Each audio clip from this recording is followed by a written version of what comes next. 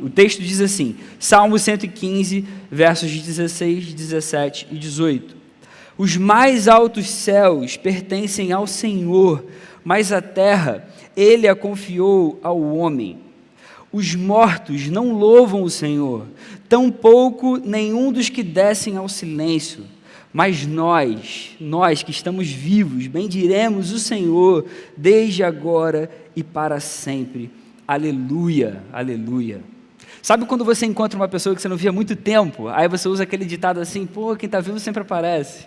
Essa noite tem aqui um casal muito especial, Carol e Vini, estão aí. Eu não falei isso para eles, mas geralmente a gente fala, né? Pô, quem está vivo sempre aparece.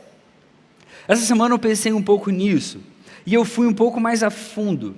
E eu fiquei refletindo nas características que fazem de nós seres vivos, seres que vivem, seres que possuem vida.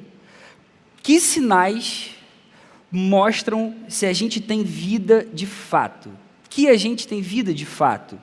Será que é se eu estiver respirando? Será que é se meu coração estiver batendo?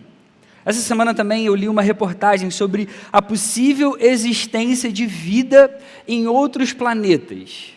E essa reportagem dizia que, de acordo com alguns cálculos, aproximadamente entre 200 e 400 bilhões de planetas devem existir apenas na Via Láctea. E a reportagem dizia que, por esses cálculos, você pode estimar mais ou menos trilhões de planetas que podem existir em todo o universo. Não seria absurdo você imaginar que existem trilhões de planetas existentes por aí. E a pergunta que é feita, então, na matéria é: será que, entre tantos planetas que podem existir, realmente só existe vida na Terra? Será que só existe vida, como a gente conhece, aqui no nosso planeta? E aí a reportagem segue dizendo que, apesar de vários possíveis indícios de materiais biológicos que os cientistas já acharam, já viram em outros lugares, um professor do Departamento de Astronomia da USP explica que, por enquanto, não existe nenhuma prova suficiente de vida fora da Terra. A ciência, ela tenta estudar a possibilidade de vida em outros planetas. Ela tenta procurar qualquer sinal vital em outros lugares, longe aqui da Terra, do nosso planeta. Ainda assim, nada é conclusivo. Por outro lado, eu já ouvi cientistas renomados, pessoas estudiosas desse assunto, falando que a Terra que a gente vive, o planeta que a gente vive, ele tem as condições ideais e perfeitas para que a vida aconteça. É tudo tão perfeito, é tudo tão certinho, que é muito difícil imaginar que algo assim aconteça em outro planeta. E aí a gente vai para o texto sagrado, para o texto bíblico que a gente leu essa noite, no verso 16, que diz assim para a gente: os mais altos céus pertencem ao Senhor, mas a terra Ele a confiou ao homem. É como se a Bíblia falasse para a gente: Deus fez o ser humano para a terra, e fez a terra para o ser humano. Todas as condições perfeitas para que a gente vivesse nesse mundo foram dadas para a gente. Não foi o ser humano que criou todas essas condições. A água sempre teve aí. O ar que a gente respira sempre teve aí. E o texto prossegue com algo muito mais profundo a respeito da vida. Ele vai dizer, em outras palavras, que os vivos são capazes de louvar o Senhor, que é criador de tudo que existe. Por mais que a gente entenda os sinais vitais hoje, como a respiração, a batida do coração, a Bíblia apresenta para a gente, antes disso, um Deus totalmente poderoso e soberano, que dá essas condições perfeitas para que o ser humano possa viver, e a respiração e a batida do coração aconteçam. E não só isso, esse Deus é quem inicia a vida, quando Ele sopra o fôlego de vida nas narinas de Adão. Do ponto de vista da antropologia bíblica, o ser humano passa a viver com o sopro de Deus. Muito antes de ter o coração batendo, muito antes de precisar do ar para respirar, o ser humano passa a viver com o sopro de Deus. Gênesis 2, verso 7. Então o Senhor Deus formou o homem do pó da terra e soprou nas suas narinas o fôlego de vida, e o homem se tornou um ser vivente.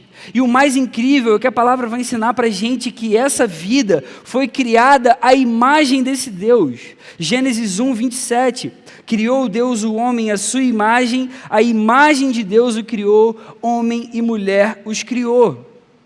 Todos nós carregamos traços que são inerentes ao Criador da vida, que criou cada um de nós à sua imagem. Nós não seríamos humanos sem a imagem do Criador em cada um de nós. O homem foi feito da matéria criada pelo próprio Deus, e que ele mesmo tinha dito que era muito boa. A humanidade, ela não se originou de um processo evolutivo aleatório, mas de um ato consciente, proposital do Deus que criou todas as coisas. A existência humana, ela tem um motivo que foi definido de acordo com a intenção do próprio Criador. De toda a criação, de todos os seres viventes, só nós, os seres humanos, somos capazes de ter um relacionamento pessoal, consciente com o Criador e de reagir a esse Criador. Por isso que os vivos conseguem ser capazes de louvar o Senhor, Criador de tudo que existe. Partindo desse pressuposto, os sinais que demonstram vida da nossa parte têm a ver com tudo aquilo que nos aproxima e nos comunica com esse Criador. Para a gente que é crente, que ama Jesus, que crê na palavra de Deus como a palavra verdadeira para a vida, os sinais vitais são aqueles que aproximam a gente do nosso Deus, do Criador de todo o universo. Não é à toa que o principal objetivo do ser humano é glorificar a Deus e ter prazer na sua presença, porque Ele nos criou para Ele. Mas a queda entrou na humanidade, o estrago que a queda, o pecado causou foi muito grande, a morte entrou na criação por causa disso, a imagem de Deus permaneceu na humanidade, apesar do estrago que foi causado pela corrupção da natureza humana. A imagem de Deus sofreu um prejuízo gigante, mas não foi totalmente aniquilada. Por isso que a palavra vai ensinar para a gente que a nossa mente precisa ser renovada constantemente para que a gente consiga vencer os efeitos do pecado, que foram gigantes. Você vai aprender isso lendo Romanos 12, 2. O que a gente precisa saber aqui agora, nesse momento, é que nós, depois da queda, só conseguimos glorificar a Deus e ter prazer nele à medida que os danos à sua imagem colocados em nós são restaurados, e isso só acontece através da regeneração e da santificação. O homem que antes tinha sido criado para refletir a glória de Deus e a sua imagem, agora, depois da queda, precisa ter essa condição restaurada. Por que eu estou falando isso tudo? Porque vida, de acordo com a palavra, é refletir a imagem de Deus e viver para a sua glória enquanto a gente reflete a imagem de Deus. Isso é vida. Depois da queda, só é possível viver por meio da regeneração. Quando Jesus esteve entre nós, Ele ensinou para os seus discípulos que quem quisesse viver deveria crer nas suas palavras. João capítulo 11, verso 25, Jesus diz: eu sou a ressurreição e a vida, aquele que crê em mim, ainda que morra, viverá.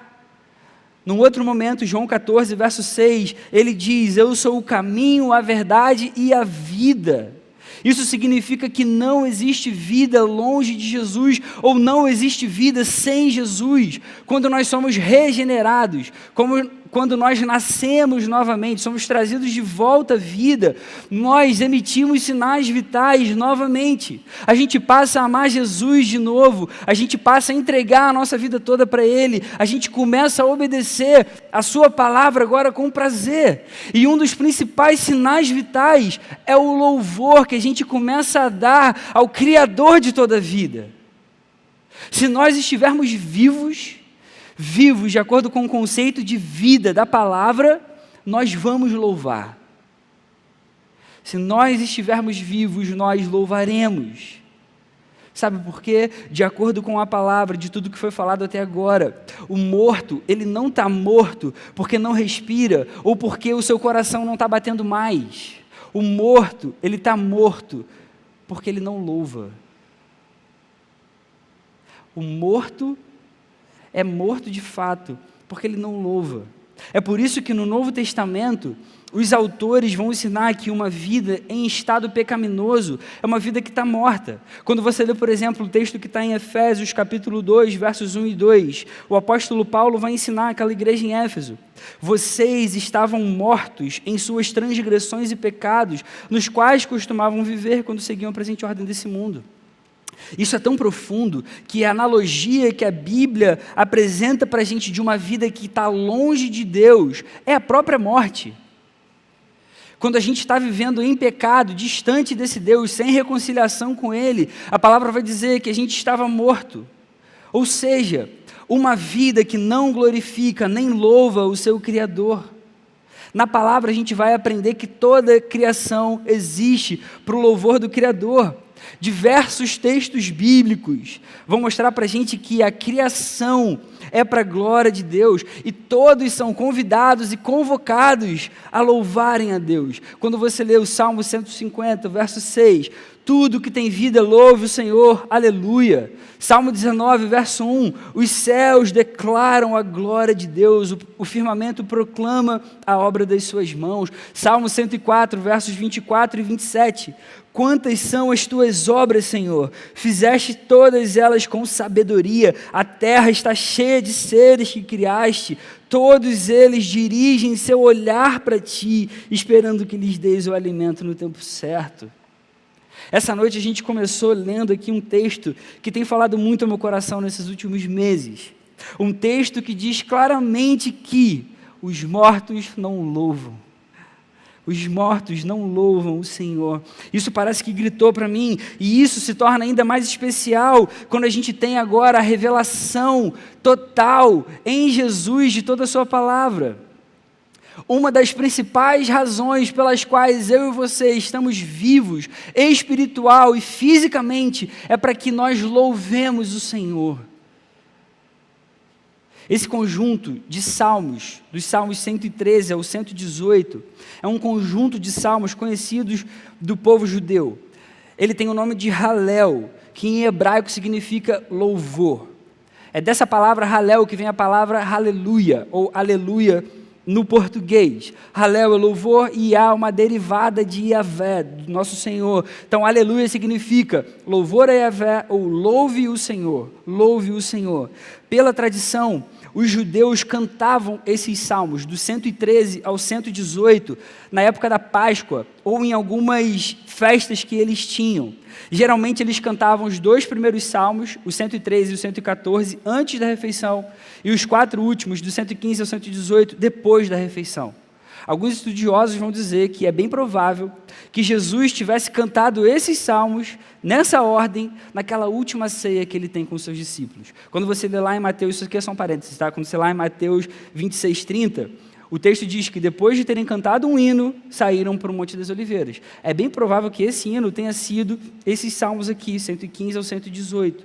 O Salmo 115 que a gente está lendo aqui essa noite especificamente mostra para a gente um contraste gigantesco entre o nosso Deus, que é o Deus vivo, o Criador de toda a terra, de todo o universo, e os deuses pagãos. Pela menção a essas zombarias que a gente lê lá no verso 2 do Salmo 115, alguns estudiosos consideram que esse Salmo 115, ele pode ter sido escrito depois dos judeus terem retornado à sua terra depois do exílio na Babilônia. Isso é muito legal você saber, porque isso vai dar para a gente um contexto um pouco mais profundo a respeito do que está sendo falado aqui. Tenta prestar atenção em mim agora. É provável que o povo de Israel, depois de ter passado 70 anos lá no cativeiro babilônico, e depois da Babilônia perder para a Pérsia, agora o povo estava voltando para sua terra natal e se deparando agora com pessoas que ocupavam suas terras. O povo passou um tempo no cativeiro babilônico, voltou do exílio e de repente eles começam a ver pessoas ocupando os lugares que eles habitavam. Só que essas pessoas tinham outros deuses, eles adoravam outras divindades que não o Senhor. E provavelmente Eles zombavam dos judeus porque, primeiro, eles não viam uma imagem esculpida desse Deus vivo que esses judeus criam. E segundo, porque, teoricamente, esse Deus que os judeus criam não tinha sido capaz de livrar o povo de Israel das mãos dos babilônios. É interessante que é depois desse tempo do exílio na Babilônia que o povo de Israel finalmente limpa a idolatria do seu meio. Depois de tanto tempo. O juízo de Deus foi tão forte, foi tão profundo, eles de fato foram vencidos e foram para o exílio, que quando eles voltaram, eles entenderam agora o recado na própria pele. A gente tem que tirar toda a idolatria do nosso meio. E é por isso que, se você ainda está com sua Bíblia aberta, acompanha comigo o primeiro verso do Salmo 115, verso 1. Por isso que o Salmo começa assim: não a nós, Senhor, nenhuma glória para nós, mas sim ao teu nome, por teu amor e tua fidelidade. O salmista começa falando aqui: Senhor, olha, graças ao teu amor, graças à tua fidelidade, é que nós agora nos voltamos para ti, Senhor. Não existe nenhuma glória para nós por causa disso. Isso foi só pelo teu amor e pela tua fidelidade a nós. E eles realmente desejaram voltar agora a adorar o único e verdadeiro Deus, o Deus Yahvé, o Deus Jeová, que sempre foi o Deus do povo. A gente vai ver isso exatamente no tempo de Esdras. Quando Esdras reúne o povo para reconstruir o templo e a cidade. E de fato, eles começam a tentar viver assim, relembrando o Deus que eles serviam. E essas pessoas das outras nações afrontavam os israelitas, zombavam deles. Olha o verso 2 aí do Salmo 115. Por que perguntam as nações? Onde está o Deus deles? E é nesse contexto que o salmista então vai fazer várias comparações entre esse Deus, o Deus de Israel, o Deus vivo, o verdadeiro, o único Criador dos céus e da terra, e os deuses criados pelo ser humano. As nações perguntavam: onde está o Deus de vocês? Onde está o Deus de vocês? Eu vou falar onde está o nosso Deus. Olha o verso 3. O nosso Deus, Ele está nos céus e Ele pode fazer tudo o que lhe agrada. Isso é maravilhoso. O nosso Deus não é um Deus criado pelas nossas mãos, não foi a gente que inventou de acordo com a nossa vontade. Ele é o Deus criador, Ele tem todo o poder, Ele é soberano, Ele está nos céus e Ele faz o que Ele quer, na hora que Ele quer, do jeito que Ele quer. E o salmista vai deixar claro mais ainda as diferenças entre o Senhor Todo-Poderoso, o Yahvé, e os deuses pagãos. Aquelas divindades que essas outras nações adoravam, eram divindades que eles mesmos tinham criados. Eram deuses criados pela imaginação humana, pelas mãos humanas, totalmente incapazes de falar, de ver, de ouvir, de sentir, de apalpar, de responder.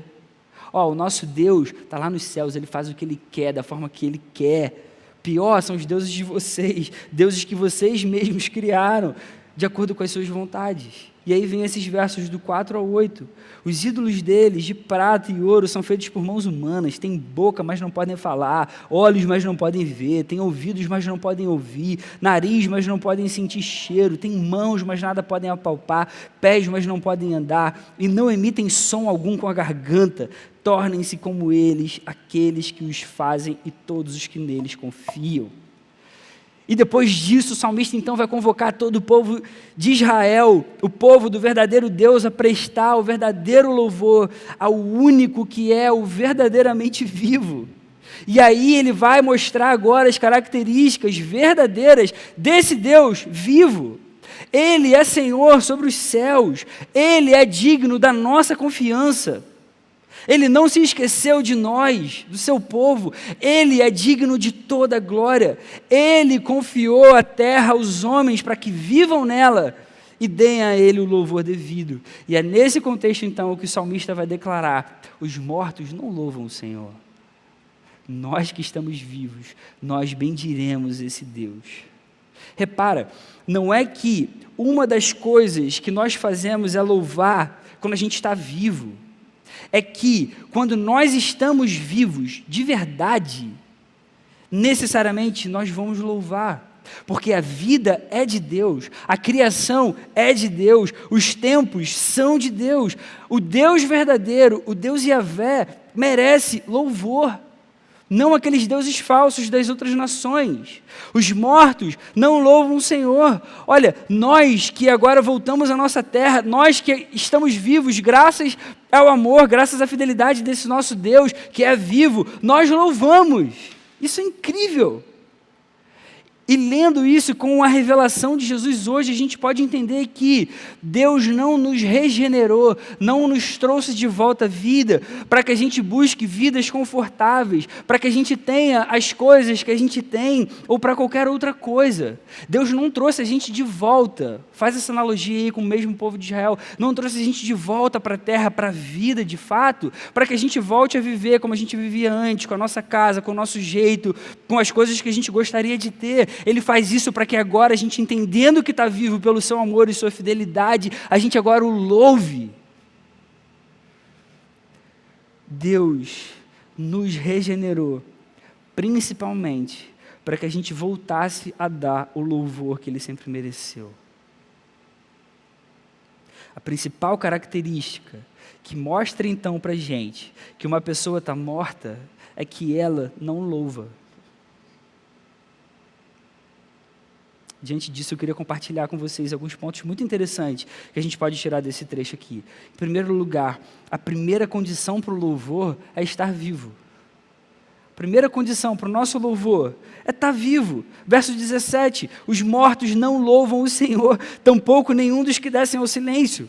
Aqui, é óbvio, o salmista, ele não tinha ainda toda a revelação de Deus nas suas mãos. É claro que ele está se referindo aqui à morte física. Ele está falando, pô, Senhor, se a gente não estiver vivo, se a gente não estiver aqui nesse mundo, a gente não vai conseguir te louvar. Mas lendo isso à luz da revelação final em Jesus Cristo, existe uma profundidade gigante nessas palavras. E veja, a condição para o louvor não é eu estar bem. A condição para o louvor não é eu me sentir feliz, não é eu me sentir satisfeito. Se as coisas estiverem indo bem, eu vou louvar. A condição para o louvor é estar vivo. Você está respirando aí agora, seu coração está batendo, você pode louvar, independente das circunstâncias.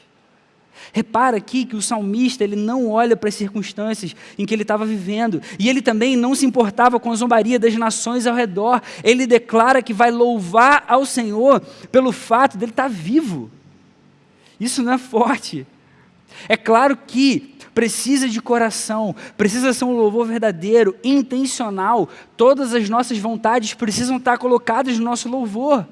Mas quando a gente estiver vivo de fato, regenerado, entendendo o que Jesus fez por cada um de nós, isso vai acontecer. Nós vamos louvar sim de coração, de uma forma verdadeira e intencional. E lembra aqui do possível contexto, os israelitas voltando do exílio, aquele remanescente que Deus preservou, que ainda vive. Isso mostra para a gente que uma das principais razões pelas quais Deus mantém a gente vivo é que a gente louve o Senhor. Isso vale para a gente hoje aqui no século 21. E é por isso que quando a gente se converte, quando os nossos olhos se abrem para a beleza de Jesus e para toda a sua majestade, a vontade de louvar é enorme. Quanto maior é a noção do nosso estado de morte, quando a gente estava longe de Deus, maior é o nosso desejo de louvar quando a gente é trazido à vida, porque esse Deus é quem nos dá vida de verdade. Quando a gente entende onde a gente estava e o que a gente era longe de Deus, que o simples fato de eu respirar não é vida, se eu estiver respirando longe do Criador da vida, que o simples fato do coração bater não é vida, se ele estiver batendo fora do compasso do coração do Criador. Quando a gente se enxerga vivo, a gente louva. Não existe outra resposta ao Deus da vida que não seja o louvor, fruto de gratidão por entender essas verdades, fruto de alegria, de satisfação que essa vida verdadeira, dada pelo Deus da vida, traz para cada um de nós. A vida de verdade, quando a gente é regenerado e trazido de volta aos braços do nosso Deus. Como a gente falou antes, não é que uma das coisas que a gente faz é louvar quando a gente está vivo, é que estando vivo e tendo essa percepção de que agora eu vivo para a glória desse Deus, necessariamente eu vou louvar, porque eu entendo que a vida inteira é desse Deus. só louva quem está vivo. Segundo lugar, Deus confiou para a gente a sua criação, para que a gente viva para o seu louvor. Deus nos confiou a sua criação, para que a gente viva para o seu louvor. Verso 16, o salmista diz assim: os mais altos céus pertencem ao Senhor, mas a terra Ele a confiou ao homem. O salmista aqui exclama que esse Deus vivo e verdadeiro fez os céus e a terra. Isso é inquestionável para o povo judeu, para o povo que recebeu a revelação de Deus. Mas Deus fez os céus e a terra para um propósito específico. Ele teve uma intenção quando Ele fez os céus e a terra. Ele tinha uma ideia inicial. Tudo é dele, mas Ele fez de nós, os cristãos, os seus herdeiros e os seus administradores. Ou seja, nós temos uma responsabilidade que também foi dada pelo nosso Deus. Nós não somos os criadores da vida. A gente não criou as coisas que a gente vê com os nossos próprios olhos, mas a gente precisa cuidar da vida e da criação do nosso Deus como quem recebe uma tarefa. E quando a gente faz isso, a gente glorifica o nosso Deus e a gente vive para o seu louvor. Esse é o mandato cultural que a gente recebeu de Deus.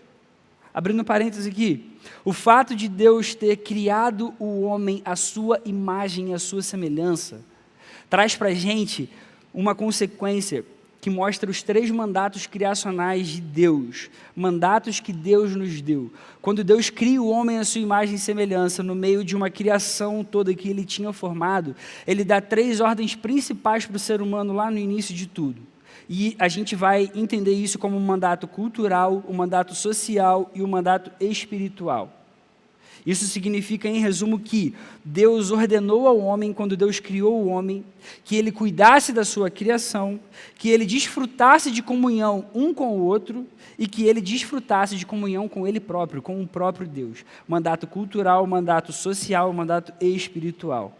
Quando a gente cuida da criação do nosso Deus, a gente de fato está vivendo para o seu louvor, porque a gente está obedecendo a uma ordem que foi dada no início de tudo. Deus nos confiou o seu mundo para que a gente cuidasse dele e louvasse o seu nome enquanto cuidasse dele. Terceiro lugar, o nosso louvor é para agora e para a eternidade. No verso 18, o salmista vai dizer: mas nós bendiremos o Senhor desde agora e para sempre. Quando o salmista aqui convoca o seu povo à adoração a Deus, ele quer levar o povo a louvar sem parar, sem cessar. Um louvor que não acaba por motivo nenhum. A nossa resposta a todo esse poder desse Deus gigantesco, diante desse amor e dessa fidelidade, precisa ser essa. O nosso louvor aqui e agora, nesse tempo e espaço que Ele colocou cada um de nós, em um louvor para sempre. Um louvor que não para, que não acaba por circunstância nenhuma, por motivo nenhum. Entendendo que Jesus deu a sua vida para que a gente vivesse eternamente, a gente pode concluir que a gente vai louvar eternamente. Se o louvor não é para parar nunca, na eternidade nós vamos viver em louvor. Isso é maravilhoso demais. Eu espero que você esteja percebendo a profundidade de tudo isso aqui, cara. Isso aqui é muito lindo. Esse Deus que criou todas as coisas, que mantém cada um de nós vivo para o seu louvor, Ele merece um louvor constante, que não depende das circunstâncias, que é fruto de gratidão pela vida, que entende os propósitos dEle. Assim como quem está morto não louva, não é capaz de louvar, quem está vivo e quem vai viver eternamente não pode parar de louvar, nunca. Nunca. O nosso louvor é para agora e é para a eternidade. Como que a gente aplica isso tudo que a gente ouviu aqui essa noite? Em primeiro lugar, se você está vivo, viva para o louvor do Senhor. Querido, se você entendeu tudo que foi falado até agora, e se você está vivo de verdade, não apenas respirando, não apenas tendo o coração batendo, se você vive, se você é regenerado, se você ama Jesus, se você vive de fato, a gente precisa viver para o louvor do nosso Deus. A questão não é se você está respirando, não é se seu coração está batendo, a questão é se você for regenerado. Se é o seu caso, viva para o louvor do Senhor. Isso é em todo tempo, isso é em todo tempo. E isso vai trazer desdobramentos para várias áreas da nossa vida. Ultimamente, por exemplo, eu tenho podido conversar com os supervisores aqui do Gol. Eu tenho ficado um pouco triste com a reunião de oração vazia. Se a gente é vivo e entende que a nossa vida é para ser vivida para o louvor de Deus, se a gente entende que orar é algo fundamental, que a igreja só permanece por conta das orações dos cristãos, a gente precisa orar junto, a gente precisa orar no nosso dia a dia em casa e ter comunhão com o nosso Deus, mas como igreja a gente também precisa orar. A gente vê isso na palavra de Deus. Isso é só um exemplo de viver constantemente para o louvor do nosso Deus. Ele é digno disso. Ele é quem mantém cada um de nós vivo, até mesmo fisicamente. Se eu e você todo dia respiramos e acordamos para um novo dia, é Deus que sustenta e dá para a gente todas as coisas necessárias para que a vida se mantenha. Isso é graça o tempo todo, do início ao fim. Isso é amor, isso é misericórdia. É algo que a gente não consegue explicar, mas é algo que acontece. E isso é por causa do nosso Deus. Os mortos não louvam o Senhor, mas nós que estamos vivos, que entendemos essas verdades, nós bendiremos o Senhor desde agora e para sempre. E uma segunda aplicação que eu queria que você guardasse no seu coração: não condicione o seu louvor a nenhuma circunstância momentânea. Faça da sua vida um louvor permanente. E aqui isso tem a ver com maturidade espiritual. Lembra lá do contexto que o salmista, ele não olha para as circunstâncias em que ele estava vivendo. E ele também não estava se importando com a zombaria das pessoas das outras nações, que tinham lá os seus deuses e suas divindades. O salmista, ele declara que ele vai louvar o Senhor porque ele se percebe vivo. Ele entende que ele vive para louvar a esse Deus. Eu me lembrei muito do testemunho que o Diogo deu aqui na conferência. Ele contou de um momento muito difícil que a família dele viveu, quando o pai dele quase faleceu por conta do Covid. E ele abriu o coração aqui na frente de todo mundo, falando que em vários momentos ele realmente sentiu que ia ser muito difícil, que realmente ele chegou a desacreditar da bondade de Deus, mas em um determinado momento Deus falou ao coração dele. Quando a gente passa por alguma situação assim muito difícil, a gente tende realmente a perder a nossa esperança. Mas mesmo assim, naquele momento, Deus, pela graça dele, pela misericórdia, falou: olha, eu continuo sendo bom, eu continuo sendo Deus, eu continuo cuidando do seu pai, o que quer que aconteça com ele, e esse é o ponto. Não é porque ele passou a viver e ele foi curado, mas em qualquer momento, em qualquer circunstância, maturidade espiritual. Nós vivermos para o louvor de Deus, independente das circunstâncias. Porque apesar das circunstâncias, Deus continua sendo Deus e Deus continua sendo bom. Eu sei que é muito difícil viver assim, quando a gente está passando por aquela situação muito difícil, mas a gente não deve condicionar o nosso louvor a nenhuma circunstância. Amém? Os mortos não louvam o Senhor, mas nós que estamos vivos, nós bendiremos o Senhor desde agora e para sempre. Amém? Vamos fazer uma oração? Senhor, muito obrigado pela sua palavra, que traz para a gente vida, que mostra para a gente um Deus criador, dono de todo o universo e dono da nossa própria história, Senhor. Muito obrigado porque você é um Deus que se importa, que nos ama, que ama a nossa vida, que traz a gente para perto o tempo inteiro, Senhor. A gente quer te agradecer por tudo que você tem feito aqui no nosso meio. Recebe toda a nossa adoração agora nesse momento. Fala o nosso coração profundamente, Deus. E ajuda a gente a viver para o Teu louvor, para a Tua glória, Senhor. Ajuda a gente a entender que a vida é um presente que você tem dado para cada um de nós. E, Senhor, muito obrigado porque você abriu os nossos olhos e regenerou o nosso coração, de modo que a gente olha para Jesus hoje, e Jesus é a coisa mais preciosa e importante e maravilhosa que a gente tem em toda a nossa vida. Ajuda a gente a Te louvar, agradecidos por isso, Senhor, por esse presente, por essa bênção, no nome dEle, que eu oro assim, Senhor. Amém. Amém.